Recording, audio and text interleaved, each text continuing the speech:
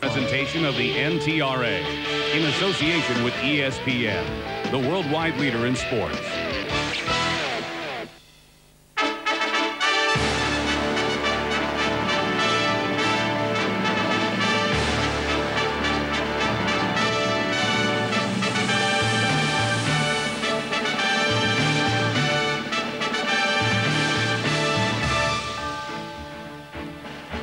Watching Citgo's Belmont Week coverage. Valentine is full out, but he's 2 lengths behind as they approach the top. Watch and marvel at a dominant move by a great champion. Point given in the green and white silks under Gary Stevens, pulling away, coming out of the far turn at Belmont 133 and exploding down the stretch, giving Bob Baffert finally the elusive win here at Belmont Park. It's been a scene of heartbreak for him. For Gary Stevens, a third Belmont, an 8th Triple Crown win.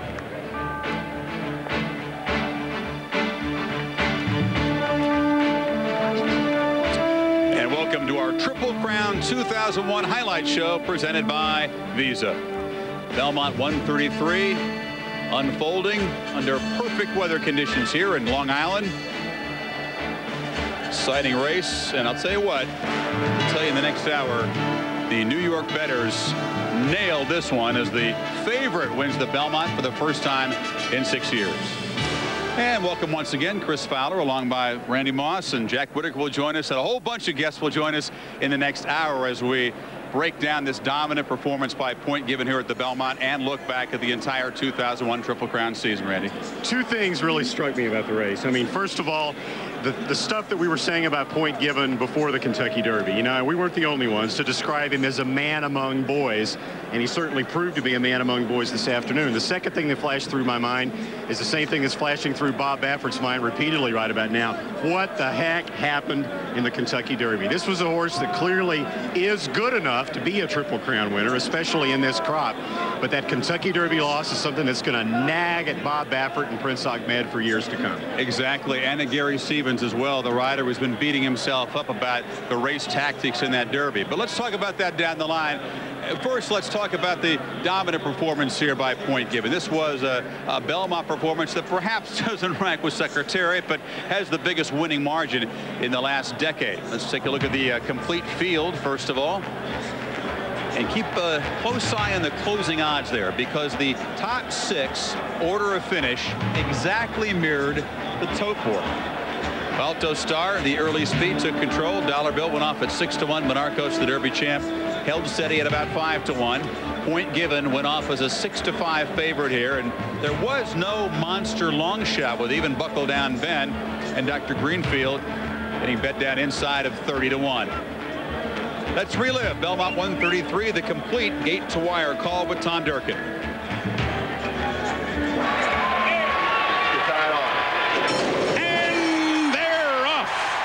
And Balto Star, wasting no time, is immediately in front in the first few strides. Balto Star to establish the early lead. Buckle Down Ben is just to his outside, and Jorge Chavez has Monarchos close in the early going. Is in between horses third. Invisible Ink continues up on the inside fourth, and Point Given's right there. He's up on the pace and on the far outside.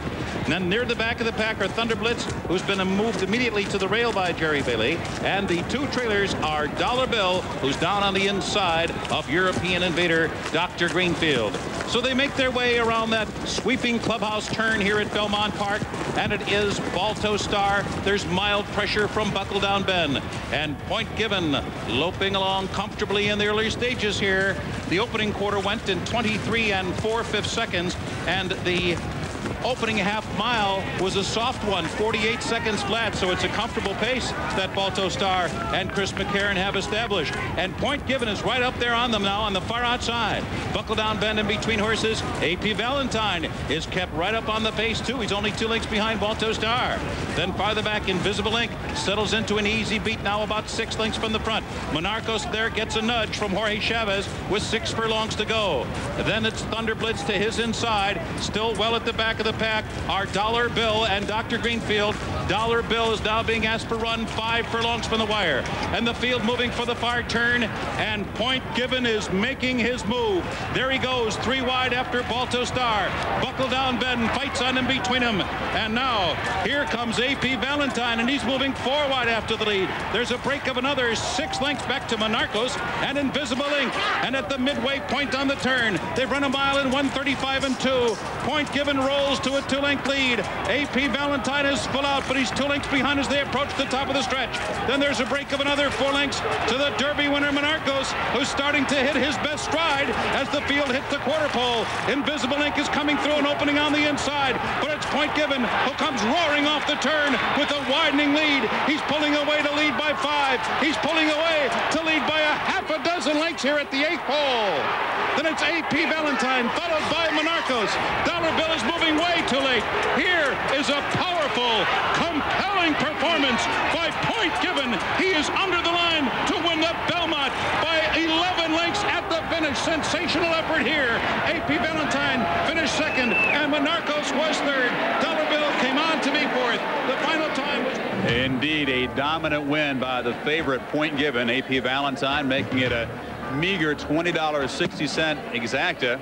Monarchos running 3rd, although it was never really a big factor in the race. The trifecta paying $76. You saw Gary Stevens really hitting Point Given as they approached the wire there, perhaps unaware of the margin of victory there. He's standing by with Jack Whitaker.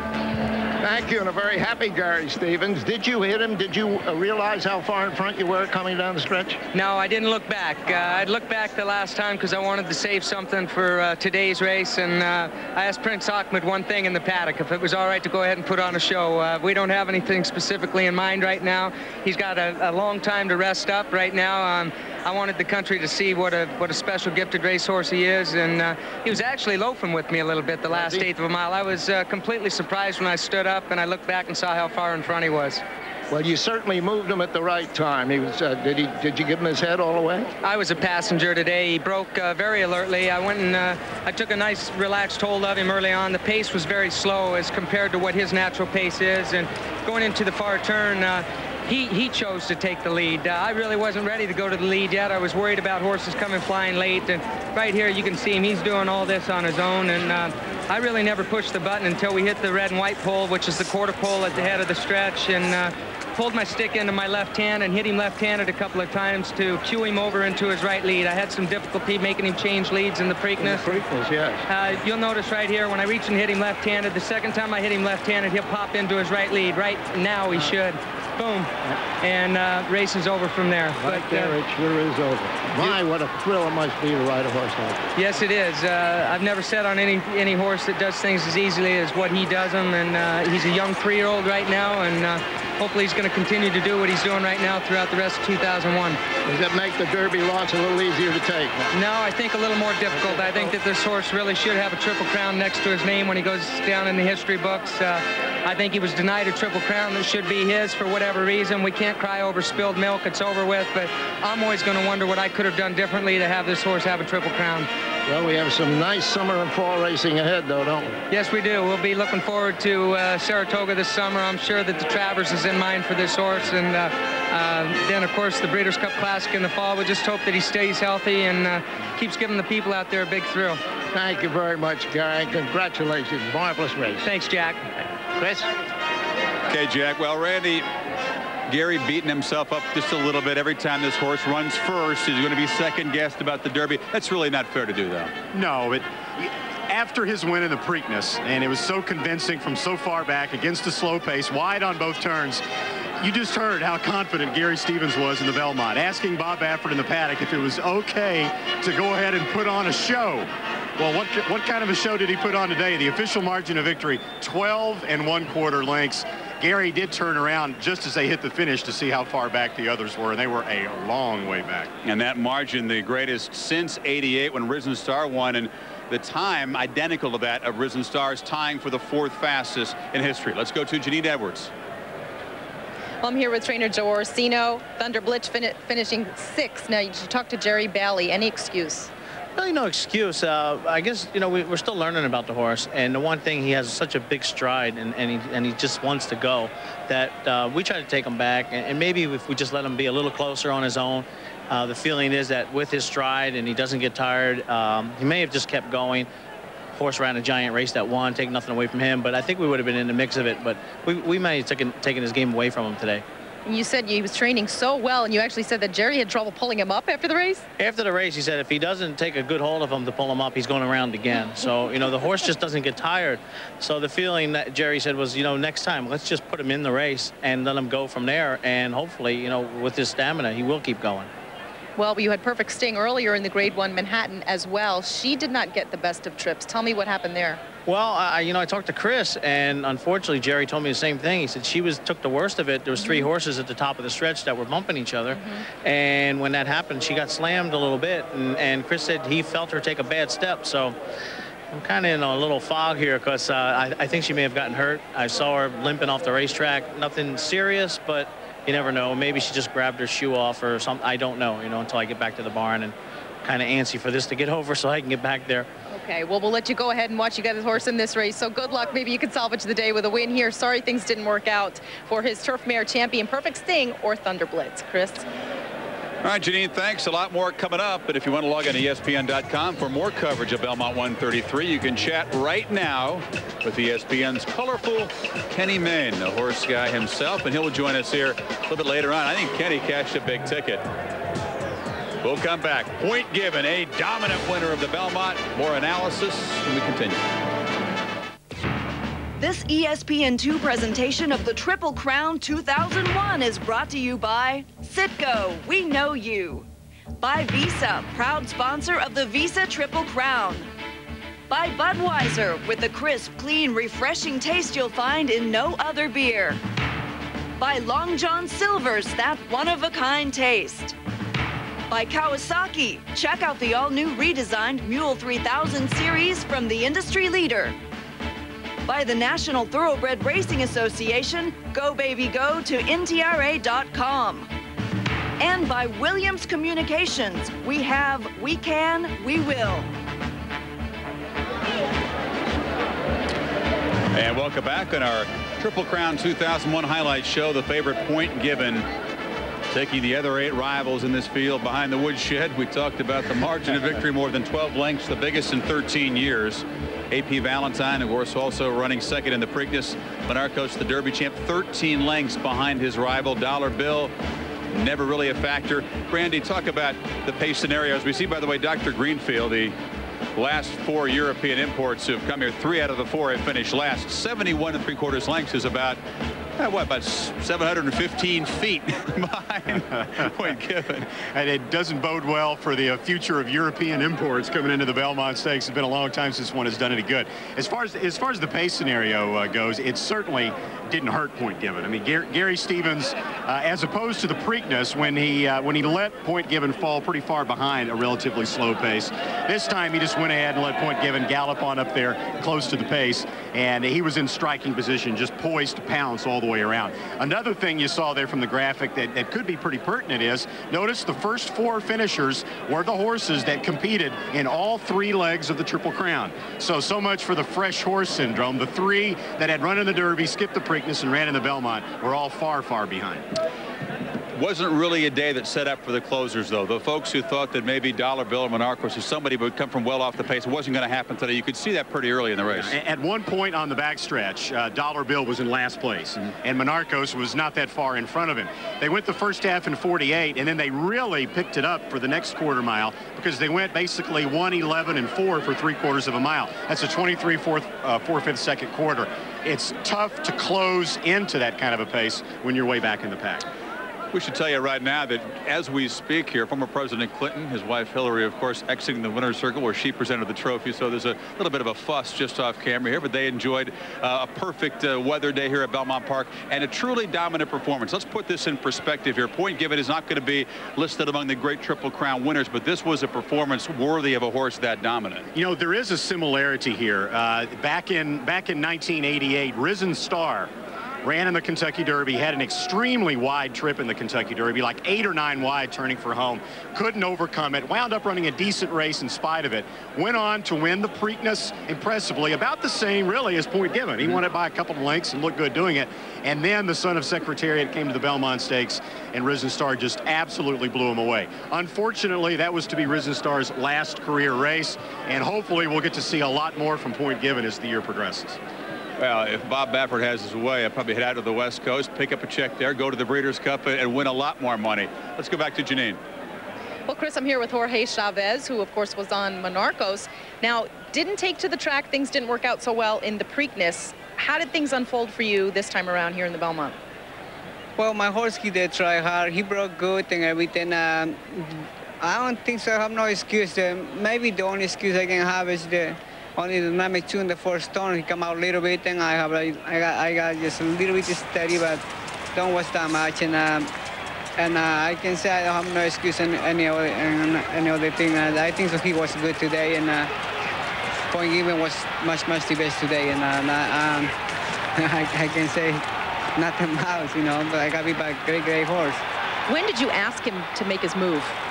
Well, the last 5 April, I started asking. I think I was going to get it. I was going to get it. And the last couple, I said, now it's going to start rolling. But my horse just keep going. He just keep trying, and but he can finish that well like he used to finish in the Derby. But even like that, you know, the pace was slow, and not much I can do. I don't want to force my horse too much in the beginning, you know, and I got beat good, you know, what I can say. So he did run his race today. He wasn't handling the track or anything. No, he ran hard as he can. He did try hard, and that's the main thing, you know.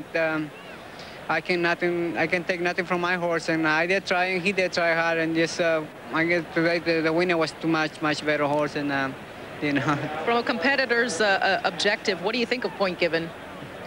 Well, I think he's a phenomenal horse, you know, and I don't know for how long he will be, but definitely, you know, that will turn around a different way. There's somewhere, somehow.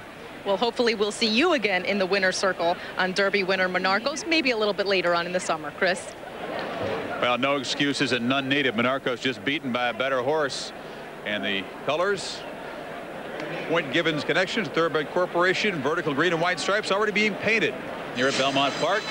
The rubber match theme, 6 of the last 7 have now been won by the Preakness winner over the Kentucky Derby winner. Point Given, much more in his dominant victory. We'll have guests stopping by when we come back.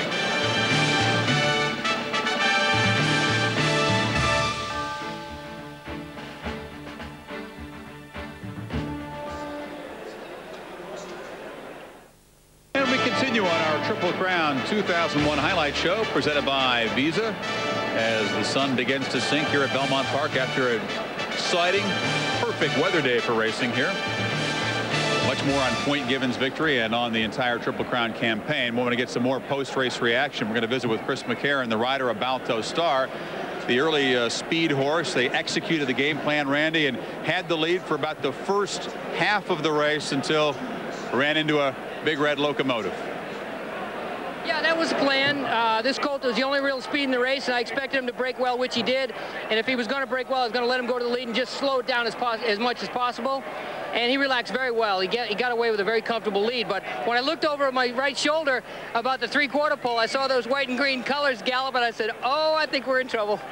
Yeah, the pace wasn't that toward, and Point Given seemed to be running very comfortably. You knew right away it was over when you saw the big red guy coming up on your right, going into the far turn? I'm afraid I knew it was over for me because I had already asked my colt to go forward, and he didn't. He just started going backwards, and when I saw how much hold Gary had at Point Given, he looked like he was just in a high lope out there. It looked like he had a lot of, I was trying to read his fuel gauge. It looked pretty full to me. You know, this is the most dominant margin of victory in more than a decade here. You've had a pretty up-close look at Point Given. Rate his quality as a 3-year-old. I've had 2 up-close to look at him. I've seen his big red tail many times, and I'm getting tired of it. I think he's going to go on to show that he's a pretty powerful horse. You know, it's hard to say how he compares to horses of other years, other decades, but what I've seen thus far this year is very impressive. I guess part of your game is the endless second guessing. Gary Stevens beating himself up pretty badly after winning this race because everybody's talking about what might have been had he ridden a different race in the Derby. You know, I've seen the Derby probably 20 times on tape, and I don't think Gary rode a bad race. He's taken some criticism for having the horse so close to a fast pace, but it was a different surface that day, and there's a lot of horses. I read what Baffert read in the paper, wrote in the paper, but yeah, that good horses run on every racetrack. That's not necessarily true. There have been a lot of good horses that have been compromised in their performance by a particular type of surface, and he ran around there with his head in the air and didn't look like he was comfortable. I don't think Gary rode a bad race, and I think he just didn't like the surface that day. Chris, thanks very much. Appreciate it. You're very welcome. Okay. Sir, one jockey defending another. We'll come back. More reaction to the Belmont. It was 28 years ago today that the real Big Red Secretariat romped home by 31 lengths. Point given may not be a Secretariat, but as Baffert said, it was quite a show today. What's left of a massive crowd, considering there wasn't a Triple Crown in play here at Belmont Park today. Reminder that following us here on ESPN2, game number 4 of the College World Series from Omaha, the Miami Hurricanes, the Tennessee Volunteers, 7:30 p.m. right here on ESPN2. Coming up next. If you're just joining us, we'll give you another look at point given in just a second. Dominant 12 3/4 length win for the Preakness winner. We'll always have to wonder, well, not him, but his connections, including his owner, Prince Ahmed, part of the ruling family of Saudi Arabia, walked by here about 10 minutes ago, said we should have had a Triple Crown. We should have had a Triple Crown. He didn't need the $5 million bonus, but yeah, it's not about the dollars for these guys. They know that this was a Triple Crown quality horse. And then Baffert walked by just a little earlier and said, I should have had the $5 million with a $5 million bonus. And here Gary Stevens in his interview lamenting once again the Kentucky Derby. It's something that it's a theme that's going to play itself out for a long time to come. But it tends to die down after a while. You don't hear too much about Risen Star, for example, nowadays, or Hansel, or any one of those number of horses that dominated the Preakness and the Belmont. But this clearly is a very much a top quality horse. We haven't really talked about the Bob Baffert angle yet, but this has been a scene of such heartbreak for him. Silver Charm very close to winning a Triple Crown. Real quiet, losing right behind us here on basically a head bob, and that's the $5 million left on the track right there.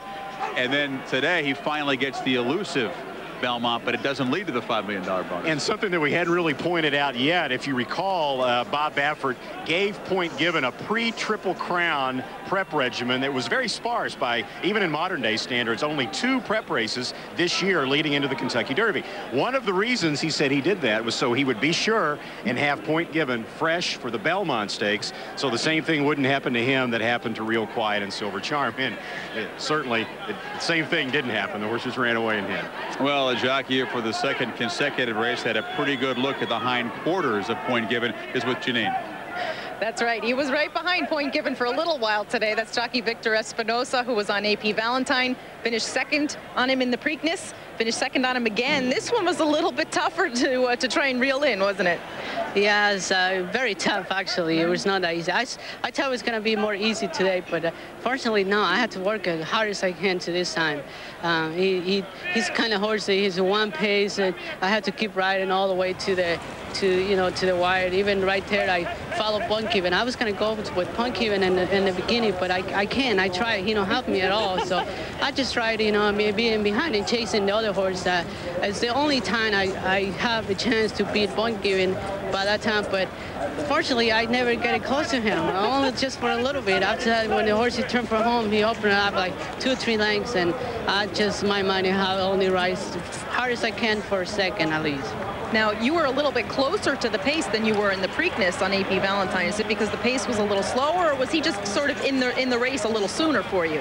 No, actually, Nick Zito and I, we're talking about this horse. I want to put it to today. I want to put it close to the pace. I don't want to get too far back, because normally the horses that win the Belmont, they always most of the times is close. Maybe 1 or 2 that come from far back today. But that's why it was the plans to be close to everybody in the pace. How tough is it to get that last quarter of a mile in a race like this? Very tough for me, because I was riding every stop of the way since a mile and a half. It's a little bit longer, and my horse, he was so tired. It's like kind of dizzy around, and he don't help me that much right there. I almost had to carry to run second. I saw Monarcos inside me to coming out, and it's like really I had to work it hard for run second. Well, you did get second money, so that's nice consolation. He earned his money every step of the way, I can assure you that. Well, Jack Whitaker's in the winner's circle now, the very happy owner of Point Given, Prince Ahmed. Indeed, he is very happy, Joanne. Prince Ahmed bin Salman, how happy are you? Oh, I am so happy for myself, of course, and for the people of the Kingdom of Saudi Arabia. Without them, I would not be here, you know, so it's a great race, and also the Belmont is a big test for a good thoroughbred. How disappointed were you at the Derby? To be honest with you, I was very disappointed. I don't know what happened. I tried to be a philosopher about it, you know. I tried to say that he went too fast and this and that he didn't like the track. And maybe horses, you know, they don't talk. So something, you know, bothered him that day, and he didn't fire. But certainly, you know, he's an outstanding animal, and I'm so honored and happy to be the breeder of this colt and an owner, you know. And I always dreamt about the big move, Secretariat, and Conquistador Cielo. These two horses always impressed me. So I got close to that dream, I guess. Well, you're close to them because his performance here on the same track where Secretariat set all those records was massive. Absolutely a powerful performance. What do you think you'll do with him now? Well, the thing to do now is just go and have a cup of tea and relax and take a shower, call my friends, and maybe brainstorm it. We're as probably you know, we're a teamwork. Me as a member of the royal family of Saudi Arabia, and also as a businessman, active businessman. It's not an individual shot, it's a teamwork. Yeah. So I sit down with my president of Thoroughbred Corporation, Mr. Richard Mulhall, and Abab Bafard and Gary, and two other friends of mine, Saudis, that I call them brainies, and we'll think what to do, you know. But we're happy for the moment now, and I'm tickled to death. Well, Prince Ahmed, congratulations, and we hope we're going to see this magnificent animal many more times. Thank you, and thank you for America, too. I went to school in America. I went to military school. I went to School of Mines. I went to University of California, Irvine. So I love America. There'll be a lot of celebration going on out there tonight, I'm sure. Appreciate it. Thank you, Prince Ahmed. Chris? Jack, thank you. A cup of tea is not how Bob Baffert will celebrate this. I promise you it'll be a lot sudzier celebration for the trainer of Point Given. We'll come back in our 2001 Triple Crown highlight show after this.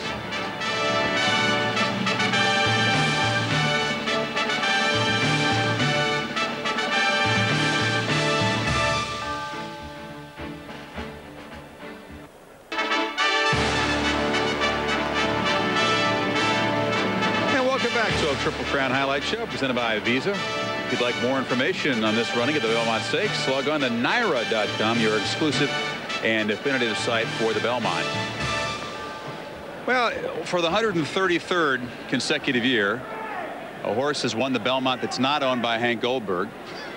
But he does have a piece of some great horses, and he's one of the sage figures in our sport. So we're going to hear from him right now with Janine. That's right. ESPN's Hank Goldberg is with me. What did they say about me? We're not telling. One thing that Hank and I did agree on was the exact Point Given and AP Valentine, but did you think it would be that impressive? Yeah, this horse was just such an ideal horse to run the mile-and-a-half Belmont because of the way he runs. You know, he just gallops around the racetrack, and he was wide most of the way. When he accelerated, when they turned for home, people around me were yelling, Secretariat. Well, he's not Secretariat, but you know what? He's the best horse on the planet right now, and the older horses better watch out because he'll be beating them pretty soon. That's a nice point. We were just talking about later on in the year when he has to, you know, eventually hook up with the older set. Right. You think he can beat anybody now, Captain Steve, that comes along? Hey, if he doesn't get hurt and Baffert does the right things with him this summer, I think by early fall he'll be ready to take on the older horses, and I think that he will be the favorite when you get to the Breeders' Cup, which will be right here at Belmont, which is a racetrack he obviously likes. And you know what I was sort of struck with is the fact that nobody else, second, third, fourth place finishers, really impressed me. They looked like they were just staggering. AP Valentine impressed me. He went to the whip at the top of the stretch, and he ran, I think, 2 great races in a row. He just happened to hook a super horse. It's fine. We're also anxious to anoint these horses. We're always looking for the champion who's going to be the best of the best.